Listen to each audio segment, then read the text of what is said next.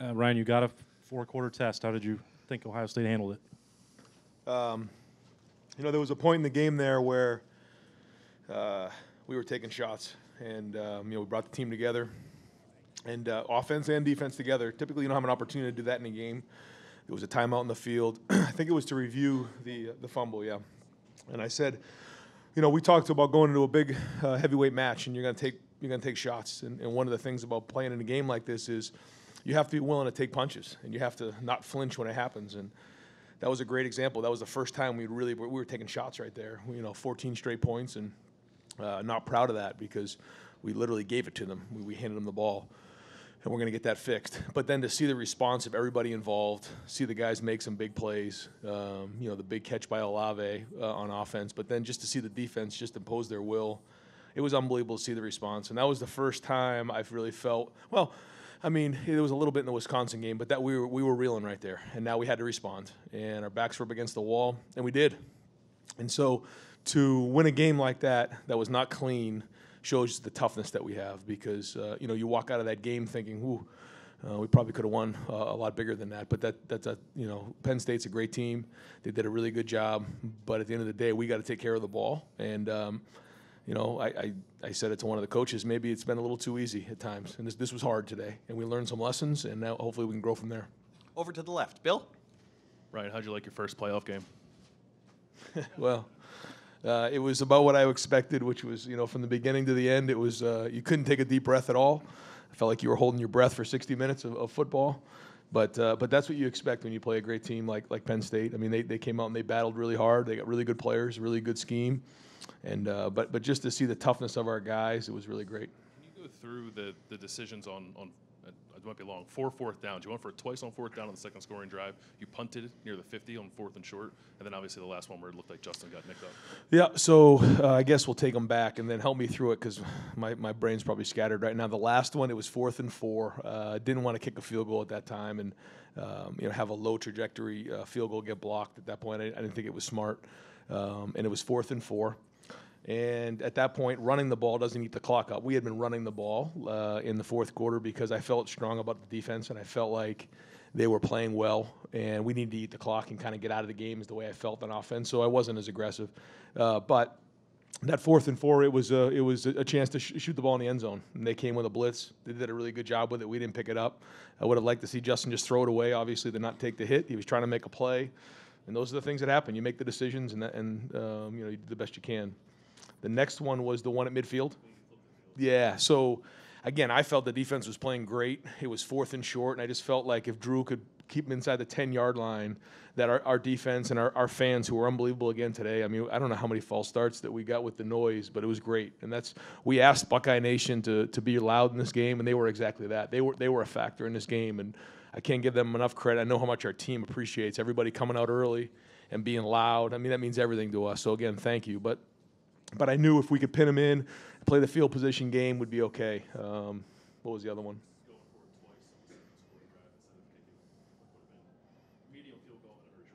Yeah, I felt like we were rolling pretty good at that point. I felt like we were moving the ball well, and I just felt, those are times to be aggressive in the game, and those are four down territories, and with our offense, we should convert in those moments. The one at the end of the half, I just felt like we were in a great place, and then we got a penalty, and we took a sack, and I was like, you know what? Let's just get out of this thing before it gets ugly. It's 14-0. We're kind of reeling a little bit. It was kind of a hectic first half. We're moving the ball good, but we fumbled the ball there on the 1-yard line, and we had a penalty, and it was like, okay, let's just regroup at halftime. So those are, yeah. Front row right there. Tim? Yeah, real quick, Ryan, 2 quickies. How is Justin Fields at this moment? I mean, he carried the ball more than ever today, and Yep. We saw him get banged up there near the end. And then number 2, what is it like to get your first goal, which is Big Ten East championship in your first years as head coach and for this team? I'm not going to sit around and think about it too much because we still got so much football ahead of us, but it's a tribute to these seniors, and to see the seniors play the way they did today and how much it meant to them to play their last game in the Horseshoe and to send them out with this kind of win was huge. I think they all know how much football is ahead of us, but it is a huge feat to for this team to get a shot to go to Indy. And so many of those guys played great today. But how about Justin Hilliard? Somebody who just he spent a lot of time in his program, put his his heart and soul into it, and then to have the play of the game with that interception, I couldn't have been happier for him. There's a lot of guys who made a lot of great plays in this game, and but he was one of them that really stuck out to me. Oh yeah, he's good. He's good. Yeah. I mean, he's a warrior. I'm telling you right now, he's tough. Like you said, he ran the ball today. He was, he extended plays on third down. He's got a heart of a lion. I love that kid. He's tough. It's the middle of the week. Is this an anything goes kind of day? Did you have any conversation with him about that he might be leaned on? Yeah, he knew, and he was up for the challenge. And again, some quarterbacks, they look at you sideways when you start having those conversations. He doesn't. He looked right back at you like whatever it takes, coach. And I mean, you talk about a tough kid. He is tough. Over to the left. Bill? Well, what's going through your mind when you have a 21-0 lead? Things seem to be going okay, then it's 21-17 and you're self-destructing. And do you think that having this adversity will help you in the long run? I absolutely think it will, because we haven't really faced that before. And now, it just goes to show you, if we take care of the ball and move the ball, who knows what the rest of the game would have looked like. But we didn't. We literally handed them the ball on 2 straight drives and gave them points. And we still win the game the way we did, which is just unbelievable. But, this is something that we have to learn from, and that could have cost us our whole season. So the stakes are high in a game like this, and so we have to learn from that. Your mindset during that span?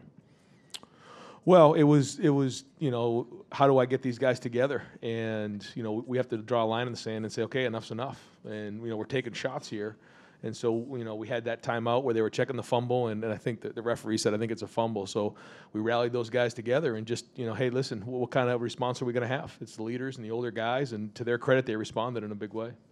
Over to the right. Dennis? Ryan, I don't want to suppose things, but you seem really fired up after the game like this. Did you learn things about the team today that you didn't winning every game by at least 24 points? Yeah, for sure. I think when you win games like that, you don't – you know your team, but you don't see them in that environment. You don't see them with everything on the line. You talk about everything on the line. Everything's on the line at that moment, and everything's reeling. The momentum's going their way. You can feel it. And at that point, how do you have the strength to then turn the tides and get the momentum back towards you? That's not easy to do, and they did it. And again, I'm proud to be their coach. I'm proud to be part of this thing. It's a special group, and that's what happens when you play in a game like this. It's not pretty. It's not always going to be that way. But if you just keep swinging, that's life. And what a great lesson for our guys to learn. Over to the left. Steve? Yeah, Coach, your defense, I think, only gave up 60 yards, I want to say, in the first half, something along those lines, maybe a little bit more. But the turnovers kind of put them in a tough spot. And then at the end, you get the negative plays. You get the sacks. And Chase Young in particular, 3 sacks today, coming back off of a tough situation for him. Thought about the defense and Chase Young. Oh, my gosh. Again, I just think Chase Young deserves to be in New York. How dominant of a player is Chase Young? And the impact he has on the game is just unbelievable. And the defense in general, I thought Sean Wade did a tremendous job on Hamler. He's a really good player. I thought, again, Akuda and Arnett were excellent.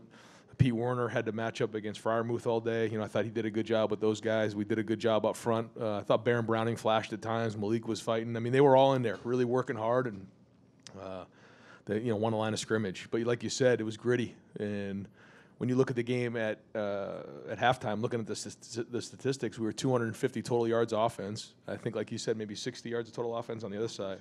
Yeah, 4 first downs, and it's only 14-0. And you're like, my God. But you can get in those games, and it can be so frustrating, but you just have to keep swinging, and it's not going to be perfect, and that's life. And it was just good to get an ugly win like that.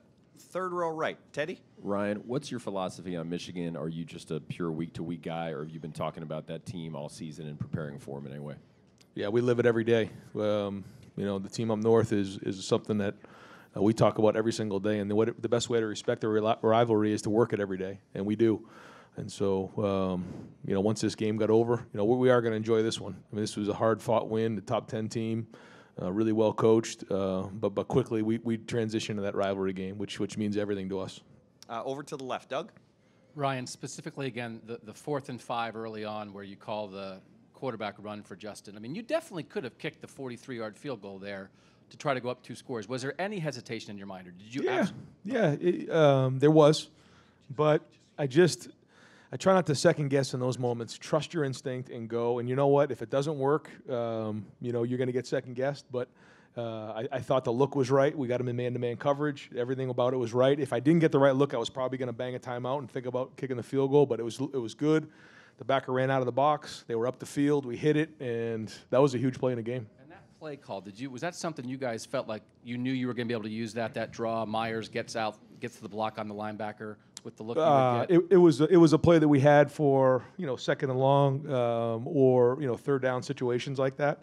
And, to see the execution level on that was pretty good. It's not always that easy on the draws, but we hadn't really shown that all year. So I thought it was great, really good job executing. And you're so aggressive, and you talked about sort of in the second half you weren't as aggressive. I don't know if that means you think you maybe were conservative a little bit, just maybe not throwing the ball as much.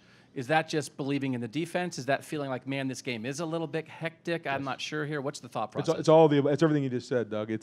It's that it was a little hectic. We were kind of turning the ball over. Our defense was playing strong.